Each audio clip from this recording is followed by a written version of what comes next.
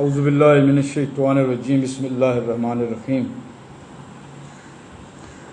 ناظرین، اکثر اوقات آپ سنتے ہیں کہ حکومت تعلیم پہ بہت کم خرچ کر رہی ہے، 2% بجٹ رکھا ہے، 3% رکھا ہے، 5% رکھا ہے۔ حکومتیں اعلان کرتی ہیں جی کہ پہلے 2% بجٹ تھا، اس سال ہم نے اس کو 2.5% کر لیا ہے تعلیم کے لیے۔ لیکن سوچنا یہ ہے کہ آج کا ہمارا موضوع یہ ہے کہ تعلیمی بجٹ اور ہمارا کردار۔ ہم سارے کام کے لیے کبھی سرمایہ دار کی طرف دیکھتے ہیں، کبھی جگیردار کی طرف دیکھتے ہیں، کبھی بدماش کی طرف دیکھتے ہیں، کبھی اداروں کی طرف دیکھتے ہیں، کبھی حکومتوں کی طرف دیکھتے ہیں، کبھی کس کی طرف، کبھی کس کی طرف۔ اپنے گریبان میں ہم نہیں جانتے ہیں کہ ہم تعلیم کا بجٹ کتنا رکھا ہوا ہے ہم نے ایز اے فرد، ایز اے گھرانہ۔ ناظرین، یہ جو گھرانہ ہوتا ہے یا فرد ہوتا ہے، یہ معاشرے کی بنیادی اکائی ہوتا ہے، بیسک یونٹ ہوتا ہے۔ بیسک یونٹ اگر ٹھیک ہوں، بنیادیں ٹھیک ہوں، پہلے پتھر ٹھیک لگے ہوں تو عمارتیں بڑی اچھی بنتی ہیں، بڑی خوبصورت بنتی ہیں، بڑی پائیدار بنتی ہیں۔ لیکن اگر اکائی ٹھیک نہیں ہے، ہر چیز آپ کو پتہ ہے، ہر living organism, non living organism, جتنی چیزیں بھی ہیں اکائی پہ ڈیپینڈ کرتی ہیں، یونٹ پہ کرتی ہیں، بنیاد پہ کرتی ہیں۔ جسے بائیولوجی میں سیل کہتی ہیں۔ سیل ہی کمزور، سیل صرف کمزور ہوتے ہیں تو جسم کمزور ہوتا ہے۔ سیل کمزور ہوتے ہیں تو ظاہر ٹیشو کمزور ہوتے ہیں، جب ٹیشو کمزور ہوتے ہیں تو آرگن کمزور ہوتا ہے، اور جب آرگن کمزور ہوتے ہیں تو جسم پورا کمزور ہوتا ہے۔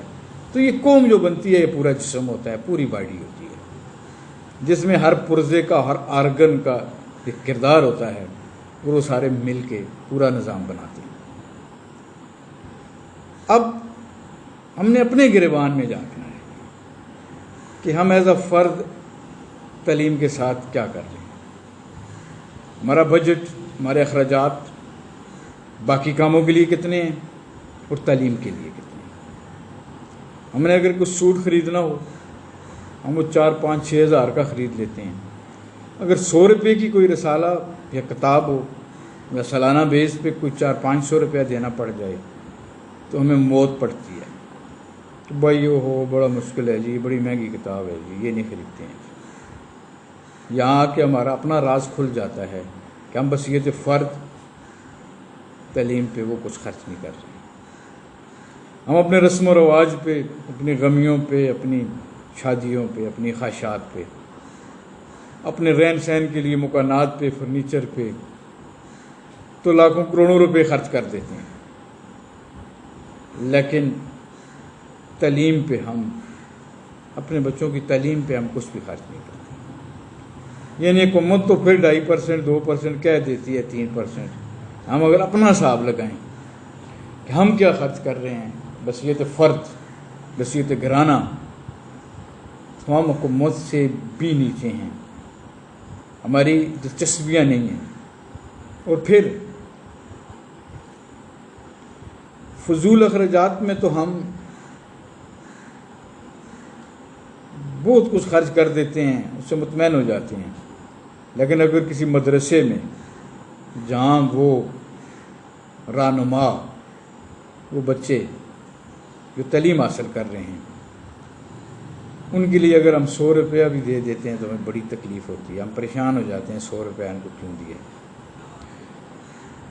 ناظرین، یاد رکھیں، ہم نے کلچر یہ بنا دیا ہے مسجد اور مدرسے کو کہ مدرسے میں پڑھنے والے بچے جو ہیں، کلچر یہ بن گیا ہے کہ دور دراز پسماندہ علاقوں سے انتہائی غریب لوگ، جو بچوں کو تعلیم، تو تعلیم کیا ہے، 2 وقت کی روٹی بھی نہیں دے سکتے، لباس بھی نہیں دے سکتے، ان کے پاس واحد سہارا جو ہے وہ مدرسے ہیں یا الخدمت فاؤنڈیشن کے آغوش ہیں۔ آغوش چونکہ صرف یتیم بچوں کے لیے ہیں یا کچھ عرب کی امداد سے چلنے والے ادارے ہیں، وہ بھی یتیم بچوں کے لیے ہیں، کیونکہ وہ جس کا باپ زندہ ہو، بے شک غریب ہو، بہت زیادہ غریب ہو، لیکن وہ اس کو داخلہ نہیں دیتے، کیونکہ ان کا مقصد یہ عرفن ہے، یتیموں کو ہی داخلہ دیتے ہیں۔ یہ لوگ سارے آتے ہیں، یہ لوگ ان اداروں میں آ کے تعلیمیں حاصل کرتے ہیں، لیکن ہمیں اس سرمایہ دارانہ اور جاگیردارانہ نظام نے جکڑا ہوا ہے۔ پتہ ہے کیا ہے؟ ان لوگوں کے ہاتھوں میں ملک کی باغ دوڑ نہیں دی جاتی، کیونکہ یہ لوگ تعلیم سے فارغ ہونے کے بعد اپنی روٹی روزی کے چکر میں گھومتے پھرتے ہیں، مساجد میں امامت کے لیے یا کوئی اور چھوٹے موٹے اپنے کام کے لیے۔ لہذا چونکہ اس ملک میں قیادت کرنا، رہنمائی کرنا ایک گاؤں سے لے کے ملکی لیول تک کے لیے بہت بڑے سرمایے کی ضرورت ہے، کہ ہم لوگوں کو چائے بھی پلائیں، گاڑی میں بیٹھے ہوں تو ان کو ہم کرائے بھی دیں، ہم ان کو کھانے بھی کھلائیں۔ تو پھر ناظرین، یہ جو عام لوگ ہوتے ہیں، یہ جو ٹیلنٹڈ لوگ ہوتے ہیں، یہ بیچارے رل جاتے ہیں، بس روزی روٹی کے چکر میں یہ گھومتے رہتے ہیں، اور ان کا جتنا بھی ٹیلنٹ ہوتا ہے وہ ضائع ہو جاتا ہے، وہ ملک کی ترقی میں کام نہیں آتا ہے۔ اور یہ جو نکھٹو لوگ، یہ سرمایہ دار کے ممی ڈیڈی برگر کے پلے ہوئے، یہ ملک کی باغ دوڑ سنبھال لیتے ہیں، ان کو غریب لوگوں کے مسائل کا پتہ ہی نہیں ہے، نہ انہوں نے غربت کاٹی ہے، نہ ان کو اس کے مسائل کا پتہ ہے۔ تو مجھے اس میں حبیب جالب صاحب کا شعر یاد آ رہا ہے۔ حبیب جالب صاحب کہتے ہیں کہ حکمران ہو گئے کمینے لوگ، حکمران ہو گئے کمینے لوگ، خاک میں مل گئے نگینے لوگ۔ تو ناظرین، یہ جو نگینے لوگ ہیں، یقیناً اس نیو ورلڈ آرڈر میں، تو پھر ہمارے ملک میں جہاں ایک کونسلر کے الیکشن کے لیے بھی لاکھوں روپے کی ضرورت ہوتی ہے، باقی آپ اس سے اوپر والے جتنے الیکشن ہوتے ہیں، صوبائی ہے، قومی ہے، دوسرے ہیں، وہ تو عام آدمی سوچ بھی نہیں سکتا ہے۔ ایک بڑا ٹیلنٹڈ بچہ مدرسے سے نکلا ہے، صاحب علم ہے، سب کچھ جانتا ہے کہ وہ منتخب ہو جائے گا یا الیکشن کنٹیسٹ کرے گا۔ سیاسی جماعتوں کا کلچر بھی یہی بن گیا ہے، وہ سب سے پہلے اس کی جیب کی طرف دیکھتے ہیں، جی آپ کے پاس کتنے پیسے ہیں، کتنے خرچ کرتے ہو، کیونکہ آپ زیادہ پیسہ خرچ کریں گے تب آپ الیکشن جیت سکتے ہیں۔ تو ناظرین، آپ ضرور اپنے تعلیمی بجٹ پہ غور کریں گے کہ آپ خود تعلیم پہ کتنا خرچ کر رہے ہیں۔ ساری چیزیں ہیں، قومیں بنتی ہی تعلیم سے ہیں، سائنس اینڈ ٹیکنالوجی سے بنتی ہیں، ہنر سے بنتی ہیں، فن سے بنتی ہیں، ویسے قومیں نہیں بنتی ہیں۔ ہم تو یورپ کا سن رہے تھے پہلے کہ یورپ کے لوگ جو ہیں، نئی نسل جو ہے وہ تعلیم حاصل نہیں کر رہی ہے، رات کو شراب خانوں میں ہوتے ہیں اور دن کو آ کے سو جاتے ہیں، اور اسٹیٹ انہیں کھانا پینا اور رہائش دے دیتی ہے۔ لیکن اب تو ہمارے ملک کا بھی یہ اشر ہو گیا ہے، ہمارے ملک میں ہمارے نوجوان ساری رات جاگتے رہتے ہیں، فیس بک دیکھتے رہتے ہیں، دوسرے شغل تماشوں میں بیٹھے رہتے ہیں، اور صبح آ کے وہ سو جاتے ہیں۔ یاد رکھیں، یہ کتی 6-7 بچے پیدا کرتی ہے، اور بکری 1 2 یا 3 یا زیادہ سے زیادہ 4 دیتی ہے، وہ بھی ریئر کیس میں۔ کتیاں تو ساری 6 7 8 10 دے دیتی ہیں۔ تو آپ دیکھتے ہیں کہ کتوں کی تعداد انتہائی کم آپ کو نظر آتی ہے، اور یہ جو بکریاں ہیں، ہم ان کی قربانیاں بھی کرتے ہیں، ان کو ذبح بھی کرتے ہیں، اس کے باوجود یہ بہت زیادہ ہیں۔ اور جو لوگ صاحب علم ہیں، انہوں نے ایک ہی وجہ بتائی ہے کہ بکریوں کی زندگی میں اللہ نے برکت ڈالی ہوئی ہے، اور کتے کی زندگی میں بے برکتی ہے، اور اس کی وجہ یہ ہے کہ کتا رات کو جاگتا ہے اور صبح سو جاتا ہے، بکری رات کو جلدی سوتی ہے اور صبح اذان ہوتی ہے تو اٹھ جاتی ہے۔ آپ جتنے جانوروں کو دیکھیں، آپ جتنے حلال جانوروں کو، پرندوں کو دیکھیں ناظرین، یہ صبح سویرے اٹھتے ہیں، اور صبح سویرے اٹھ کے یہ اپنے رزق کی تلاش میں نکل جاتے ہیں۔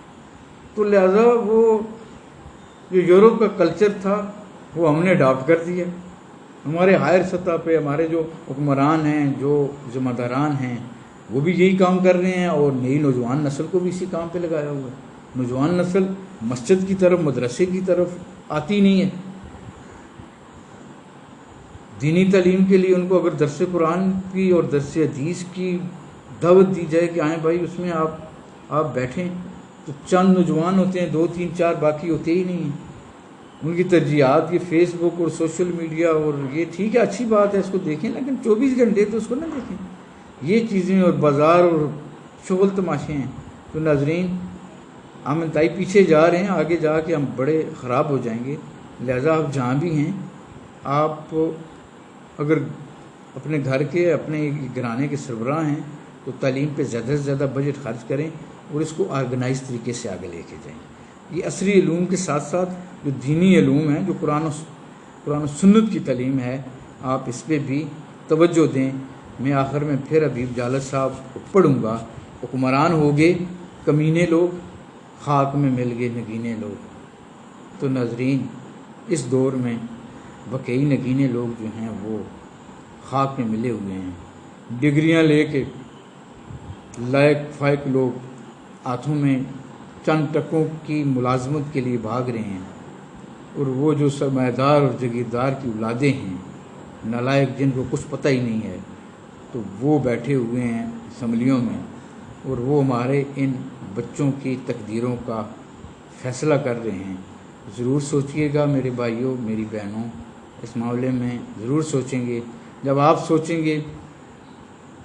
سوچیں گے تو یقیناً ایک مثبت تبدیلی آئے گی، اور سب سے اچھی تبدیلی یہ ہے کہ آج ہی جائیں بازار سے قرآن پاک لیں ترجمے والا، اور روزانہ جتنا آپ پڑھ سکتے ہیں اس کو ترجمے کے ساتھ پڑھیں، تو آپ کو پتہ چل جائے گا کہ آپ کو قرآن کیا کہتا ہے۔ میری جو کسی مولوی صاحب کی یا کسی عالم صاحب کی سننے کی بات ہی نہیں ہے۔ آپ فرقوں میں کیوں پڑھتے ہیں؟ آپ جائیں قرآن با ترجمہ پڑھیں، تو قرآن آپ کو یہ بتا دے گا کہ آپ کی کیا ذمہ داری ہے۔ اس کے مطابق آپ پھر اپنی زندگی کو ڈال لیں۔ وما علینا الا البلاغ المبین۔